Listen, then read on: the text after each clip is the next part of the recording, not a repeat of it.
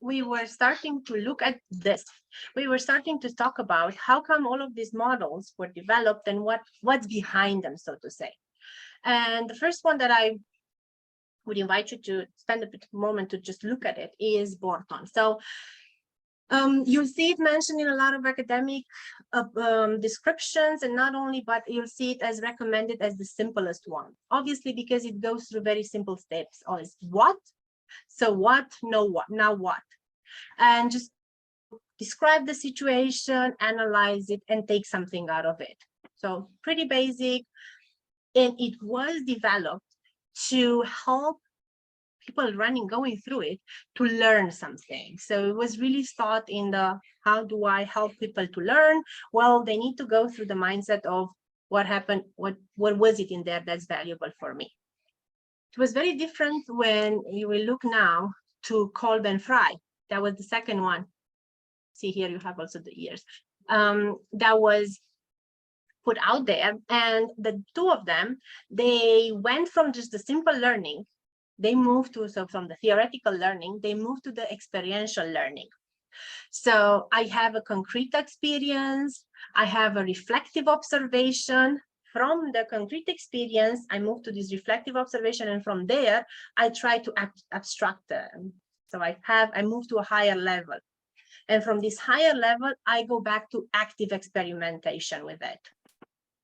So it was thought as really something that will help you move from information into knowledge, because I abstracted that. So I tried to see what's the concept behind it.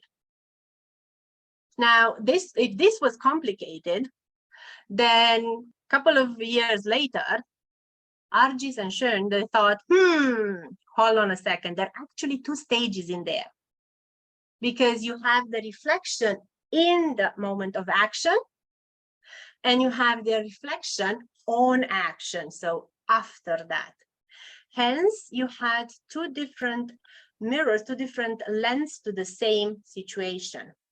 But now, they were talking now as a solution focus, we have to use this word now, and that is, they were talking a lot about problems. So for them, everything was not necessarily of a situation, it was a problem. So how do you solve the problem when you're in the middle of it?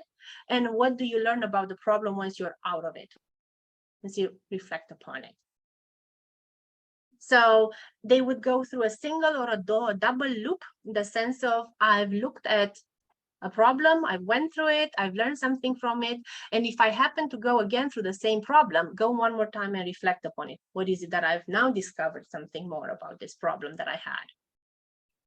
So you already start to observe how these models started to develop from the simplest one of 3 steps here, Borton, what, so what, no what, to double loops and things like that. But there's more to it. Then Gibbs comes and says, well, we actually need something more as steps. That's not enough. And so developed a model that is highly focused on debriefing. Again, you start from description, the feelings. See, now from just the situational part, I bring in feelings. So I bring another layer. I going through the evaluation and an analysis. So again, I separate and I look from different perspectives. And once I draw a conclusion, I define also an action plan. This one, if you look at it, you feel already that it goes a lot hand in hand with, for example, the management tool of ACT. So same thing, I look at it, I take something and I improve. So because here we had already feelings and other lenses, well, now we move forward to Brookfield, and he actually did that to just transform different steps into lenses. So as lenses, he looked, I think like this is better. Yeah? Started looking at different lenses. How can you use everything that you have around you? That means my experience or my autobiography. More than that, through the perspective of me as a learner. So from my actions. And from there, I move also at my colleagues, so the people around me, the environment that I have around me. And here you start already seeing this direction into moving, talking to colleagues. And I have to admit that for me, when I saw this one here, it got me thinking in the sense of, yes, it's true, because at some point you start with your reflective practice for yourself, but after that you'll move also into supervision. So you'll go talk to colleagues. So that step also sounds and seems natural, to engage other people in your reflective and in your journey of learning about yourself. Hence, here you see it as a part of that lenses in a different form mentioned. And the last lens being the theoretical literature. Now, sounds like it's everything coming together, more of an academic tool, this reflective practice. You see it here from the perspective of how many, but what is written in the books. Clearly mentioned was one of the lenses. Hope that everyone is still fine. Have still a bit to go. All good? Good. It is a lot, but You it's stop me. interesting. Okay. Whenever I'm talking too fast or need to repeat something, anyone raise your hand, I can go. Okay, wonderful. One more. So you've probably noticed also how we've moved from here. It was about learning, experiential learning. We moved through knowledge, and now we're at identifying patterns of knowing. So you see how we all move up as degrees of definition or complexity. So this one from John's, they're about looking in. So I'm looking inside me as a practitioner, and I'm looking at my thoughts and my emotions. Emotions, remember that we've seen them in the, go back here, in the Gibbs model, started to have feelings compared to Borton. Now, feelings, same thing that I bring back also here in John's, that I have looking in, and I have my emotions, and looking out. So ethical, reflexive, empirical, so different lenses that I would use to look at the world around me. And this one definitely was directed into a as a model, how I can share with colleagues, how I can share with a mentor. You already sense the moving again towards the supervision, taking it for coaches. Well, these are the main models, of the most important ones, at least from my perspective. And the other step, as I've mentioned, I'm coming from math. One thing that maybe you've already noticed, but I've definitely noticed when I started putting this together, is that, look here, look at Borton and at Gibbs, how they overlap. So one with Borton was what, so what, know what. Gibbs is description, feelings, evaluation, and analysis, and the last two parts of know what, conclusion and action plan. So they are enhancing the models as we gain more knowledge into how reflective practice can be used. Same thing, and I think this is one approach to reflective practice from the perspective of getting to an action plan, getting to something concrete. While compared to the other two models, if you put in one side Schoen and John's, there's the same approach of in and out. One is looking in with the emotions part and all of those things, and the other one was about a problem. So either I look at the situation as a problem, or I look at my feelings. But definitely looked more from at the person as a whole. We have our values, our ideas, and all of those things. So it's not that directed as at action as the other two. Well, if you put everything together, looks something like this. I can send you also, I can do a PDF out of this if you find it useful to go through it one more time, because I know there's plenty of information out of a sudden. And I'll stop for a second and ask if there's questions or anything that I should go through one more time.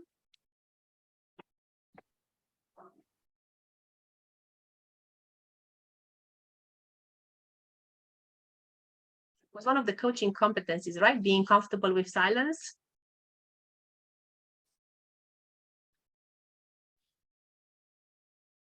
Okay, all good. So We're good.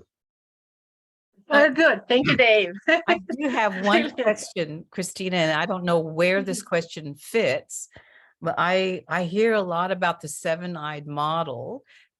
Does that fit at all in this discussion?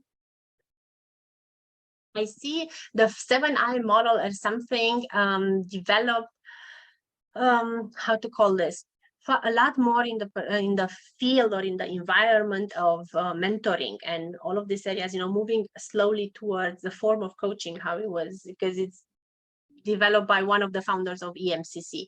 And I think you've seen already that the 7-eye model got adapted now also for team coaching. So I see it as something very specific. This ones have been developed very generalist, as something that you can have with you as a pencil, write on anything. Same of this ones as something general that you could apply to any situation or problem. Well, it seems to me like that's how I've perceived the 7-eye model. Something more specific. Useful? What? Okay, good. Then I would take you back to this.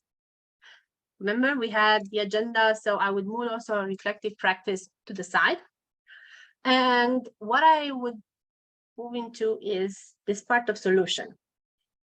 Before I share my screen with that, I just want to make sure that I take a couple of minutes so you have a glimpse in how we got to that.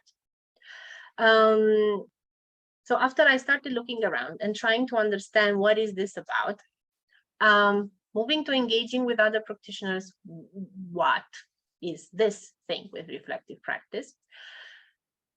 Had a couple of conversations that were giving me the same indication of this is about slicing up. This is about, you've seen it in also, especially that with the lenses. So here is very thorough. You take each lens, and look from there and see what that tells you. And I thought, why is it everything that we need to deconstruct a lot of things and start always from the problem and deconstruct all of that? Can we do it also differently? Can we also apply what we learn as solution-focused practitioners and see, well, it's not about what's the problem, but it's about what do I want to get out of this? So if I'm going to go now and do this reflective practice, am I going to do it because I need to do it or because I personally decide to obtain or to achieve something with it? And while I was playing around with all of these thoughts, my colleague, and I would say our extended colleague, because maybe some of you already met him, or maybe we can call it as a colleague anyway out of the SF community, Marco Matera. He's a practitioner out of Italy. We ended up working on something else. And in one of our conversations, I said, Marco, I know that you're also working on your supervisor accreditation, but this, it still bugs me. And so we spent a couple of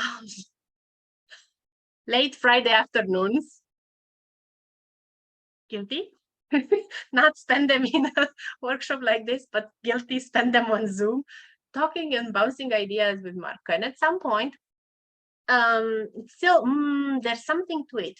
And I took my daughter to kindergarten one morning. And after that, sometimes I have when it's nice outside, I have the habit of coming back through the forest. And then I realized, one thing we could turn is using the keyword of solution and see how we can build out of that. So brought it back to Marco. We spent some time and brainstormed and put things together. And then we went back still to the process. How do we actually engage as SF practitioners? And that's how we got to this idea of solution. It has a reason why also the colors, they're in the certain order, because we try to see if it matches also each step with a different approach. And indeed, you don't go through the same thing every time, but you have to put a different color to it. It allows you to move from one stage individually to the next. And how do you start every time as a SF practitioner? Think about your coaching sessions. You always go with, suppose this session is useful for you. What would be different? Same thing we thought, okay, so, from our perspective, reflective practice should not be something where you say, I'm going to spend now 2 hours sitting here on this chair and doing reflective practice, but it should be a process where you engage in this process with all of the transformations that happen through all of your thoughts that grow in all of the interactions that you have. So suppose that you want to do this reflective practice now. What would be different? Maybe you would have a chance to look at what happened in the day. Maybe you would be different because it will allow you to say, I have spent time for myself, or there would be something that you would feel like it made a difference to you, that time spent. Once you've taken the time and did that, said, okay, but you realize what would be different, move forward with that. What are the objectives? Then what are your, it's just about talking about it? Fine, then you just think about something. And if that's your process of thought of how you sort yourself and how you reflect, that's also good. There's not a way, there should not be a form in which somebody tells you that that's the best way of doing it. So if it's about, would be different because you looked at a certain coaching session and you want to find different ways of approaching a similar situation, then maybe your objective is actually finding one better way of how you would approach that situation in the future. Or maybe it's about developing or learning something new. So suppose what will be different to what's the objective of this. And then instead of rushing into how do I find the solution, take really a step and list all of the events, list all of the things that are important for you to know about. So maybe if it's a certain coaching session, maybe you want to list all of the things that were good in that session, maybe list all of the things that were interaction with the client, or everything that you find as important that were around that topic to be listed. And after that, jump into understanding. So now that I have all of the data, how do I understand, or how do I look at it in such a way that it becomes meaningful? So I define the process of how do I want to look at it. That was the switch that we've done. And we said, yes, wonderful. Now you have, but again, don't rush into it. One thing that we don't do that often is to actually take our time to reflect. You know, we have the impression everything will come and we've done the reflection, but take your time. So a lot of times we find it very, probably have the same, find it very useful to get up, walk around. There's something else that will come to your mind. So we definitely saw it as an important step to say, take time to think and also to thank, because definitely once you listed all of those things, there are things that they come to your attention that are worth appreciating.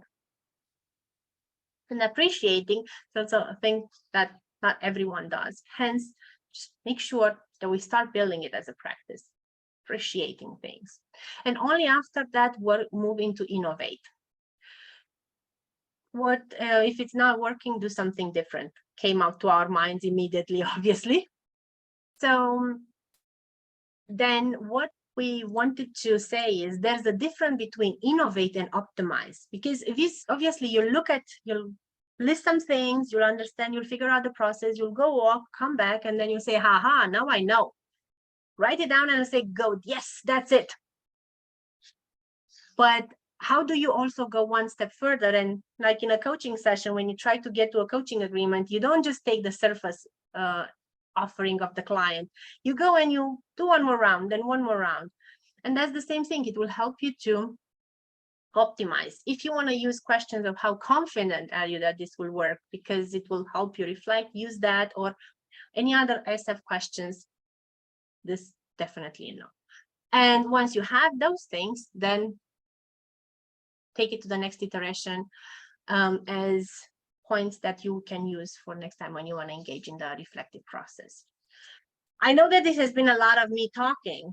This is why I'll need a minute to put it also in there, but this is why what we wanted was to make sure that once you move from that state of take time and you go away and come back, you don't start going back and saying, oh, there was a paper somewhere. I know I would do that for sure, because I have yeah, my desk is full. So we wanted to make it easier also for practitioners. And what we've done was to say, well, Marco, do you recall that we have this something that you use in business and it's called the canvas? So that's what we've done. We've took the canvas that usually you use it. Remember this one for developing a business where you talk about your customers and all of those things. We just took the concept of a canvas. So everything in one spot. And if you look at it, it's actually building up as an S. Yeah? So, and you go through all of the steps. So suppose, objective, list, innovate, take time, understand, optimize, and new. In such a way that if you are here in the middle and you take your time, you have a paper, you have something that you can put on your wall and come back and say, oh, maybe maybe there's something else that I become aware of and I want to change it here at least, and I add something else. And I want to adjust here something, or I'll scrap it all together and I'll start new. But there's something that helps you also go through the process. So